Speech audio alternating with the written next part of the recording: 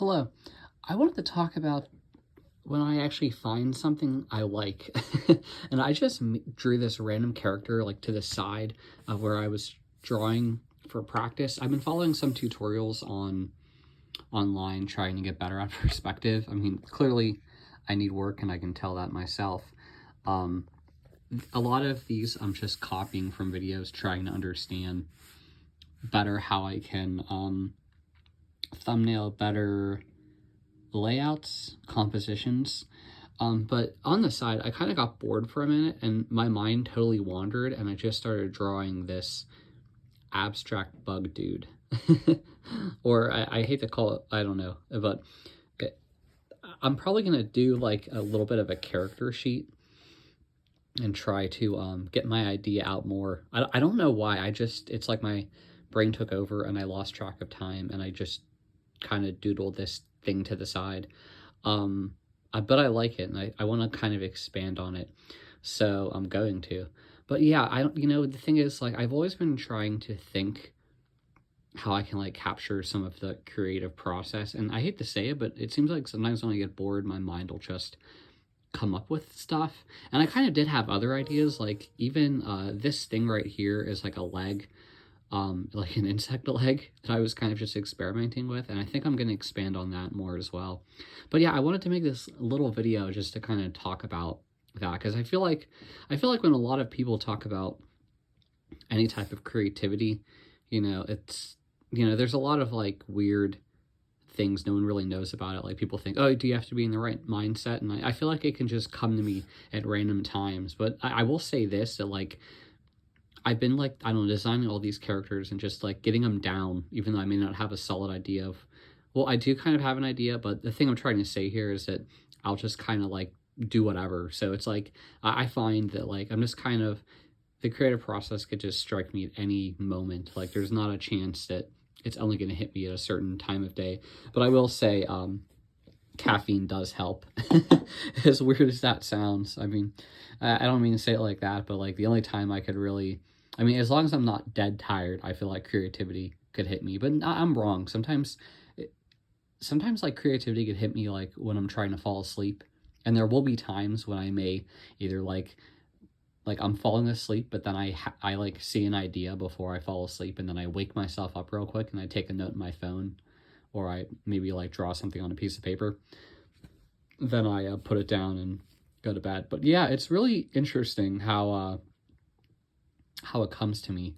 Sometimes I thought that something like that just comes at like random times. And you'll see, I put a little note that said 4 legs run. I had an idea that like this bug was like a lancer with like 2 arms for lances, and he had insects 6 legs, so he would run with 4 legs and lance with 2. And I don't know, I just thought of like a knight design. I kind of ran out of room and I kind of wanted to expand the I don't know, would you call that an adornment? I don't know what you would call it. And those lines that I'm drawing are just greatly off because I'm actually looking at my phone screen.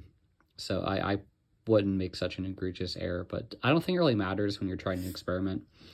But yeah, so like, yeah, the creative process, it's so weird. And all I can say, and I've said this before, that like, I feel like it could just come to you at any moment. Sometimes even when you walk away, like some of the best ideas I've had, I feel, maybe it's just a personal opinion, or when I would be just walking outside totally away from it. And I think trying to think about it too hard could get you stuck in a sense of not being able to do anything. Like, I think they call that paralysis by analysis. And I have definitely felt that way before, or I've gone through those phases. So yeah, I hope this little video is interesting. I thought I would just record it because I feel like, the other day I showed some character design sheets I did. Those were probably not the best examples, because I have other character sheets I've done that I've like done a lot more and added a lot more things on. But I think like a lot of my ideas start with just a very small random sketch, and then I'll grab out another piece of paper. Usually I use Bristol 9x12, I think it is, and then I'll like expand it more on this, because it's like I have a whole area to really go with it. But I'll also say that when I do experiment on a page like this, and I kind of just try to draw characters from a bunch of different angles, I'll usually add information up to the left-hand corner. I'll also make notes down the side if there's other extra things I would want to make. And I wouldn't try to finish it all in one day. Like, I'll say sometimes I'll like have an idea for a sheet or like for a certain character, and I may go back to an older sheet and add on to it. Even though I do date my work just for my own sake, I just like the date I start on it, that's when I put the date on. Like, I don't, I hate to say that it's ever completed, because like I think a lot of these sheets that I make are like for my own reference. And I feel like whether I expand that or not, I've always been thinking if I should just keep it originally in pencil or if I should ink over them. I think I'm better to err on the side of keeping them in pencil, because I think when you ink over drawings, it kind of covers up stuff. And I think that's kind of the intention, to bring it out more, unless you do draw fully in ink. That sounds kind of weird, but like, I don't know. Sometimes executing certain lines could be weird unless you're willing to rotate the page to execute those lines. But I also don't want to waste all that ink, and I think pencil is a lot better to experiment with. I'm just using this Faber-Castell 0.5 lead, just to tell you what it is.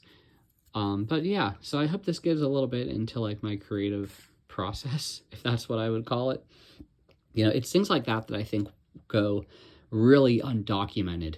And I think I'm kind of glad that I can share this, because I feel like a lot of people just like have such a hard time understanding where anyone gets ideas from. But I think a lot of it is just not even, like, how do I put it? Thinking about it without thinking about it.